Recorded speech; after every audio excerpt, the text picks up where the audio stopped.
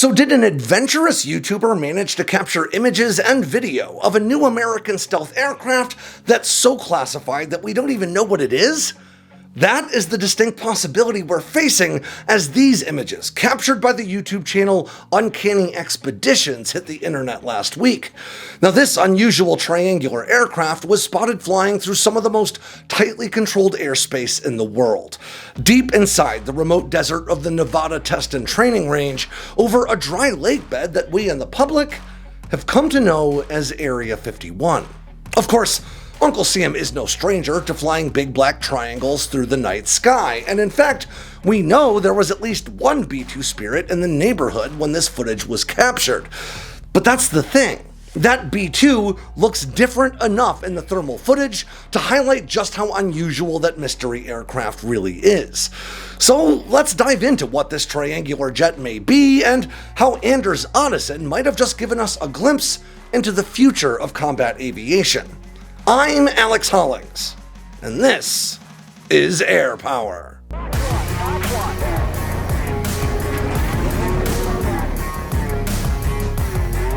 Last Tuesday night, a popular YouTuber named Anders Ottesen snapped a picture and some footage of what could be one of America's most closely guarded secrets. A highly classified triangular aircraft operating out of none other than the legendary Homey Airport, better known to most as Area 51. Now, Ottesen runs the YouTube channel Uncanny Expeditions, and if you're anything like me, his work may have already come across your desk once or twice, because he hikes out to some of the most remote locations in the American Southwest in hopes of catching a fleeting glimpse of Uncle Sam's latest technologies being tested in the field. And on January 14th, he hit pay dirt. From his camping spot on Groom Lake Road, Ottesen first spotted a B-2 Spirit flying overhead, with its sharp sawtooth trailing edge pretty clearly visible through his AGM TM-50-640 thermographic scope he had attached to his camera. But then, he saw something else in the sky beyond it. Now, I'm going to quote him directly from an interview he did with Hwarg Arnu from Dreamland Resort. Quote, "It was the most lucky catch, I guess you could say, because the camera that I had, it's a very, very narrow field of view thermographic camera, and there was activity in the night sky. I saw a B-2 first, and then I could see something else further down that was just out of range of my thermal to where I couldn't get a really good view of it. I ended up moving spots, and I happened to pan to just the right part of the sky, to where I caught what I'm still not sure what to call it, so we'll call it the Dorito." Now, that Dreamland Resort interview is really worth watching in its entirety, so I'll be sure to link to it in the description below. We have more subscribers here on Sandboxx News than either Uncanny Expeditions or Dreamland Resort, and while I don't know these guys, I appreciate what they're doing, so it would be awesome if you guys could go show them some love. Now, this Dorito aircraft appears in the thermal image as a hot white triangle ripping through the sky directly above him. And while the United States has no shortage of triangular aircraft to choose from, the angle and shape of this craft does not appear to match any platform that the public is aware of, as compared to America's larger flying wing stealth aircraft like the B-2 Spirit, the B-21 Raider, the RQ-170 Sentinel, and the RQ-180. The leading edge of the Dorito converges at a much sharper angle, and the rear trailing edge lacks the visible 1 to 3 point sawtooth that they each carry. The F-117 Nighthawk, on the other hand, comes to a much more acute angle at the nose and has a clearly visible tail. And, of course, there was also a B-2 operating in the same airspace, giving Ottesen a clear basis for comparison. According to his account, the Dorito immediately looked different than the B-2, particularly, again, due to its distinctive lack of jagged sawtooth trailing edge. And in the thermal footage recorded of the Spirit, we can see that, while the finer details of that sawtooth may be lost at times, it still does look pretty distinct from the Dorito he filmed later. Now, based on the radio chatter recorded by Dreamland Resort's Hwarg Arnu, the B-2 flying over Area 51 that evening very logically hailed from Whiteman Air Force Base in Missouri, and then returned there after loitering over Groom Lake for about 4 hours. That radio recording also caught a lot of very unusual chatter, seemingly in reference to some sort of classified testing, with pilots and ground operators using using snack-based code words like Corona, pretzel, garlic, mustard, and more to keep any outside listeners in the dark. Now, it is important to note that Arnu also believes that the classified aircraft, that Dorito, was likely broadcasting on a different channel, a different frequency, or via a different method, something that wouldn't be accessible to outside observers. At one point, a voice on the radio can clearly be heard saying, "Corona pretzel snacks 0 with cheese." And a short time later, another voice says, "71 pretzel stick in the green." Well, and just a quick note here, as I am recording this on Tuesday night, Uncanny Expeditions actually just uploaded a full-length video about how he went about capturing this image and footage that I recommend you check out. I will be sure to include a link to it in the description below this video. Anyway, the flying Dorito Ottoson photographed is all but certainly not any of America's publicly disclosed stealth jets, and that leaves us with a few possibilities to wrestle with. The first is that the aircraft could be a prototype or test article associated with known developmental efforts, like the Next Generation Air Dominance program that led to Boeing's new F-47. The second is that we're looking at a technology demonstrator that emerged from a classified DARPA, Air Force Research Lab, or similar program that isn't necessarily meant to actually roll over into a production capability, but is rather aimed at maturing technologies that might one day find their way into different and actually operational jets. As Dreamland's Arnu suggests, the presence of the B-2, along with the heavy use of coded language over radio comms, could all point towards some sort of fly-off exercise comparing the detectability of the two stealthy platforms, or maybe tasking the Dorito with intercepting the B-2, or any number of other possibilities. And the third, arguably least likely explanation is that we're looking at a still classified but nonetheless operational stealth aircraft that Uncle Sam has just managed to keep hidden from the public. We are aware, after all, that the US military has and potentially still does operate classified stealth helicopters, like those employed in the Bin Laden raid now 14 years ago. Likewise, the F-117 Nighthawk reached operational service 5 years before being acknowledged by the government. Lockheed Martin's RQ-170 Sentinel also operated in secret for at least 2 years before being photographed over Afghanistan and outed to the public in 2009. And its bigger sister, the Northrop Grumman-built RQ-180, allegedly entered operational service in 2015, and today, a full decade later, it's still so secretive that we aren't even sure if that's actually what it's called. That is to say that while it would be really tough for the United States to produce and operate a fleet of stealth aircraft entirely in secret, it isn't impossible or even without precedent. If this were the case, the presence of the B-2 over Groom Lake's airspace that night could easily have involved relaying and coordinating comms or target data across stealthy platforms, using advanced sensors to better enable complex operations, or even just good old-fashioned joint exercises meant to streamline and improve coordination above the battlefield between the pilots or aviators in charge of these aircraft. I mean, if you need to gain reps flying alongside a closely guarded state secret, the skies over Homey Airport in the middle of the night aren't a bad place to try. Now, the type of work that Ottoson does can be controversial in the defense tech analysis space, with some seeing it as tantamount to spying for foreign governments, sharing images or video of aircraft and more that the American government clearly wants kept secret. But it is important to understand that what he's doing is not illegal, and to some extent, the work that people like him do has come to be understood as part of the game when it comes to testing classified new aircraft designs. If they really wanted to prevent people from getting this footage, they would move the borders and restrict more territory, as they have done in the past. That is to say that Ottoson is far from the only person hiking through the remote wilderness of Nevada with some serious camera gear in his pack, and by his own accounts, he seems to be something of a known entity among Area 51's security guards, commonly referred to as camo dudes, with their security vehicles on public roads even turning around to follow him when he's spotted anywhere near the vicinity of a restricted area. On another occasion, what seemed to be Area 51 security even drove out to where he was camping just to drive in circles around him and blare their horns every hour or so to make sure it was not a very pleasant experience. So, to some extent, I suppose I see what Ottoson does as a form of very public red teaming, giving both us in the audience and the US government a direct understanding of what can be gleaned from publicly accessible lands using pretty high-end photographic and video tools. Now, the things that Ottoson captures in his videos probably wouldn't be visible to regular everyday folks like you and me, unless you happen to be really into long-distance photography.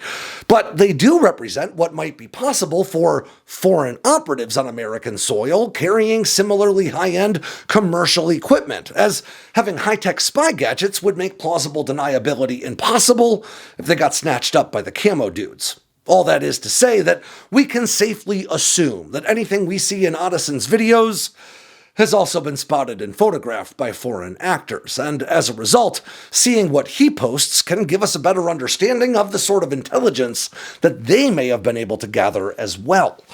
And in the case of this flying Dorito, it seems pretty likely that Ottoson wasn't even the first person to capture evidence of its existence.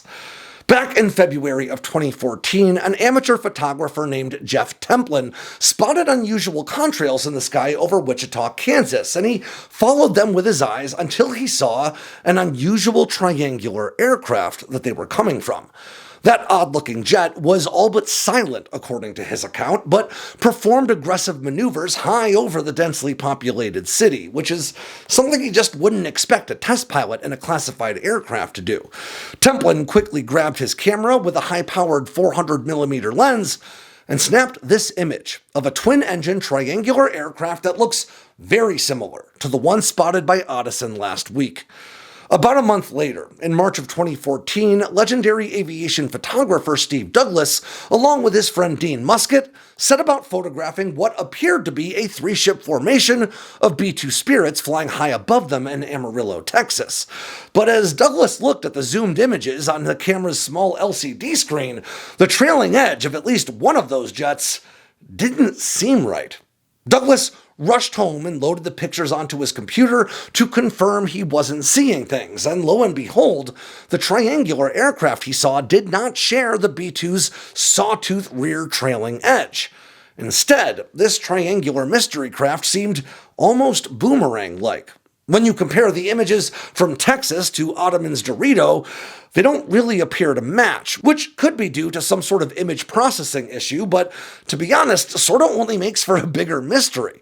Assuming Templin and Ottoson saw the same classified aircraft, that could arguably mean we're not talking about one large, highly classified triangular aircraft darkening American hangars, but two. Of course, we are aware of 3 technology demonstrators out of the Next Generation Air Dominance program that started test flights between 2020 and 2023, but have, as of today, still not been revealed to the public. But those timelines don't line up. The NGAD program was still in its infancy when the 2014 sightings occurred. Likewise, there's some evidence to suggest that Lockheed Martin may have produced and delivered a single-engine SR-72 flight research vehicle to the Air Force for testing in maybe around 2018 to 2020. But the first reported sighting of such a platform didn't come until late 2017, and the aircraft in the images clearly appears to carry 2 engines. In fact, the closest thing to the triangular planeform we see in Ottoson's image that I can come up with would have to be the long-defunct McDonnell Douglas A-12 Avenger II program that sought to equip the Navy's flat tops with an attack jet that, despite that A for attack prefix, had some genuinely considerable stealth fighter chops for the time. Born out of the Navy's Advanced Tactical Aircraft program, the A-12 Avenger II effort began in earnest in January of 1988 and would have ultimately produced a stealthy carrier aircraft with afterburning turbofan engines and legitimate air-to-air capabilities, both things the in-service F-117 Nighthawk lacked. But the Navy's A-12 never made it off the ground, and by the early 1990s it was so far behind schedule, overweight, and over budget that the program was canceled before ever getting a single aircraft into testing. That A-12 ultimately just became yet another aviation what-if, and it would take another 3 full decades for the Navy to start operating stealth jets from its carriers and the F-35C. Now, in the grand scheme of aviation history, the A-12 Avenger II really represents little more than a footnote, but its unusual triangular design did earn it the nickname the Flying Dorito, and it's tough to ignore the similarities between its plane form and that of the craft Ottoson photographed. Now, that isn't me suggesting that the A-12 actually did manifest as a secret operational aircraft, but I thought the Avenger II was worth noting, if only to show that the precedent for such a stealthy Dorito design does exist. And of course, there have been stories about highly classified black triangular aircraft, sometimes alleged to operate using reverse-engineered alien technology, going around for decades now. Sometimes these stories intermix with real platforms and events, like claims of an alleged turbojet-powered stealth triangle meant to operate alongside the F-117 Nighthawk to designate targets for it in Desert Storm. And of course, there are long-standing legends of platforms like the TR-3B, which is said to be a giant black triangle powered by an alien anti-gravity propulsion system. We have explored these stories pretty in-depth in the past and found them to be mostly just misunderstandings of existing and experimental technologies at the time, mixed with the sensationalism that we've come to expect from the great digital game of telephone that we call the internet. But some aspects of these tales, including photographs and videos captured by eyewitnesses like Steve Douglas back in the 1990s, really can't be entirely dismissed whole cloth. And there is also a known historical precedent for the United States military and its various defense contractors using Area 51 to test aircraft ranging from exotic one-off prototypes to newly operational combat platforms and more. In fact, the installation we now call Area 51 was first established by legendary Lockheed engineer Kelly Johnson specifically to test the in-development U-2 spy plane back in 1955. As new technologies emerged and the site continued to grow, it became the perfect place to test other newly emerging aircraft, like the A-12 Oxcart and subsequent SR-71, the F-117 Nighthawk, and even secretly acquired foreign fighters like the MiG-21. But not all of the aircraft tested at Area 51 were destined for service. Between 1992 and 1999, McDonnell Douglas and then Boeing after the merger designed, built, and tested a secret stealth aircraft called the YF-118G Bird of Prey entirely within the confines of Area 51, demonstrating Boeing's growing low observable chops and several new technologies, like assembling portions of the aircraft using large single-piece composite structures. Now, this aircraft was revealed to the public in 2002 in large part because Boeing self-funded every step of the program. Had it been built with taxpayer dollars, there's a pretty good chance it never would have been declassified at all. Of course, it's also important to note, as Ottoson does himself, that the limited resolution of the thermal footage he captured over Area 51 makes it impossible to rule out the chance that we're just making a mountain out of a distorted B-2-shaped molehill. It is entirely possible that we're seeing a B-2 Spirit and maybe a B-21 Raider flying over Area 51 while ground and airborne radar systems use the older stealth bomber to establish a detection baseline by which to compare the new one. But to be honest, that's not what it looks like to me. The United States leads the world in defense spending, but a lot of folks don't realize that aside from the $900 billion or so slated for the military each year, Uncle Sam also invests roughly another $100 billion a year into what's commonly called the black budget, which ostensibly funds national intelligence agencies, but is known to also fund top-secret military procurements and more. I know we talk in a lot of big numbers on this channel, so I really want to emphasize how much money that is. That means the black budget alone is large enough to buy roughly 1,000 new F-35s every year. And while the vast majority of this fund goes toward more mundane intelligence operations, There's just no denying that there's enough money in Uncle Sam's savings account for a secret aircraft program or two. And these aren't the only deep pockets funding top secret jets. As we've covered on this channel before, Lockheed Martin's secretive Skunk Works division, established by that same Kelly Johnson who first created Area 51, is currently about $1.8 billion in the red, or over budget, on a top secret fixed price aeronautical program that Lockheed CEO Jim Takelett claims is a game-changing military capability.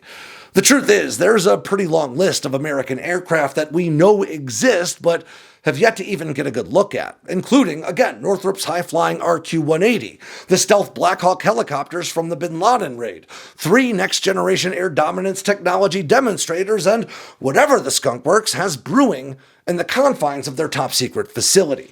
And that is all before we even delve into the long list of collaborative combat aircraft and other drones in development all across the country.